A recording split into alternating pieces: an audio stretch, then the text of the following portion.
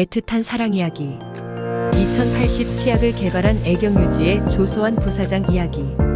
장래가 촉망되는 한 청년이 육군 소위로 임관되어 전방에 근무 중이었다. 그러던 어느 날 부하 사병의 실수로 수류탄 사고를 당해 한쪽 팔을 잃게 되었다.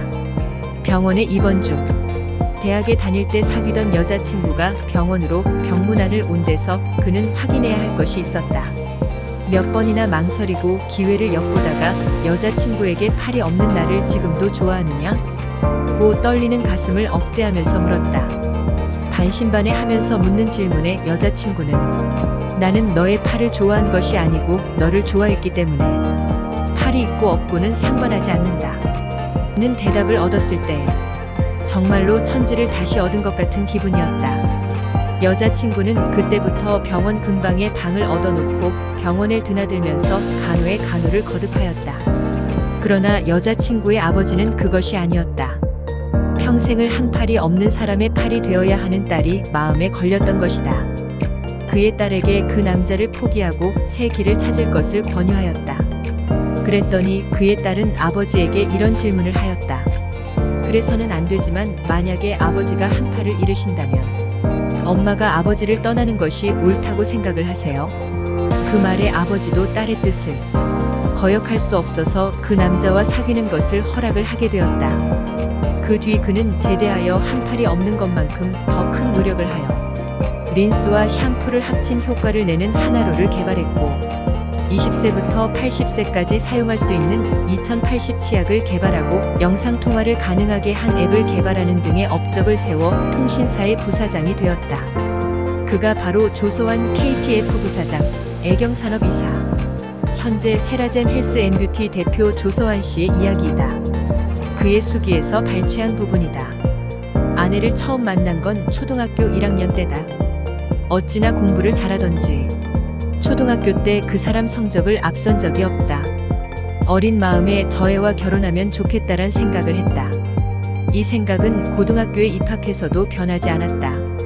고교 졸업 직후 육군 3사관학교에 입교했을 때는 연애할 시간이 전혀 없었다. 그럼에도 고1 때부터 펜팔 친구로 지낸 우리는 편지를 엄청나게 주고받으면서 지고지순한 사랑을 키웠다. 그러던 어느 날 육군 소위로 임관한 지 얼마 안 돼 오른손을 잃고 병원 신세를 지게 됐다. 입원해 있는데 그 사람이 너무나 그리웠다. 그렇지만 머리와 팔의 붕대를 칭칭 감은 모습을 보이려니 덜컥 겁이 났다. 한 손이 없는 상태로 그녀를 어떻게 만날지 걱정이 태산이었다. 머릿속에 세 가지 시나리오가 그려졌다. 첫째, 나를 본 순간 놀라 도망칠 것이다. 둘째, 이게 웬 날벼락이냐며 엉엉 울 것이다. 셋째, 기가 막혀 멍하니 서 있을 것이다. 하지만 어떤 반응을 보이든 내 가슴이 미어질 것만은 확실했다. 그녀가 병실로 찾아왔다. 날 본 뒤 아무 말 못하고 우두커니 서 있는데 가슴이 미어졌다. 세 번째 시나리오가 맞았다. 병실 안 분위기가 갑자기 어색해졌다. 병실에 있던 사람들도 모두 이야기하라며 자리를 피했다. 자존심보다 더한 것은 두려움이었다. 만일 나를 사랑하지 않는다고 하면 어쩌나. 나는 아무 말 못하고 그저 입을 굳게 다문 채 그녀를 쳐다보고만 있었다. 그 사람은 여전히 우두커니 바라보기만 했다. 날 사랑하느냐고 묻고 싶다가도 다른 사람에게 보내줘야 하는데 누가 나만큼 사랑해줄까란 생각이 들기도 했다. 말없이 바라만 보기를 30분째 용기를 내어 겨우 입을 열었다. 아직도 나 사랑해? 그 사람은 말없이 고개를 2번 끄덕였다. 지금도 그 모습을 잊지 못한다. 아니 앞으로도 영원히 잊지 못할 것이다. 고개를 끄덕이는 모습이 얼마나 예쁜지 천사 같았다. 세상을 다 얻어도 이보다 기쁠까?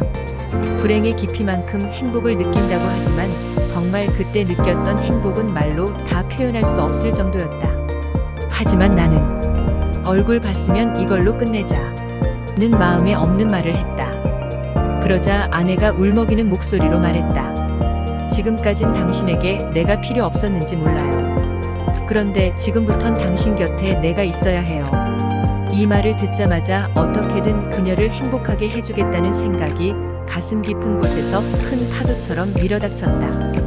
그때부터 내 안에 잠들어 있던 불굴의 거인이 깨어났다.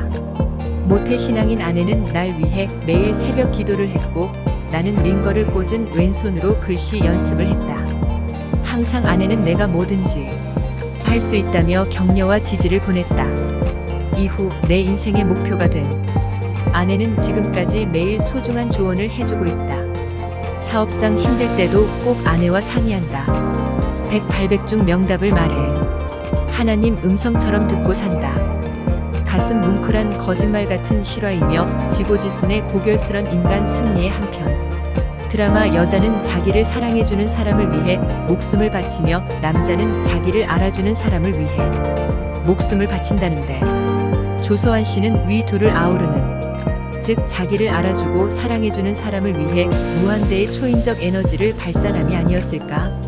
시대가 변하고 가치관이 혼란스러운 세태에 비록 우리들이 살아가는 인간 본연의 선의지와 때묻지 않은 내면의 순수의 불씨만은 꺼지지 않으리라. 확신해본다.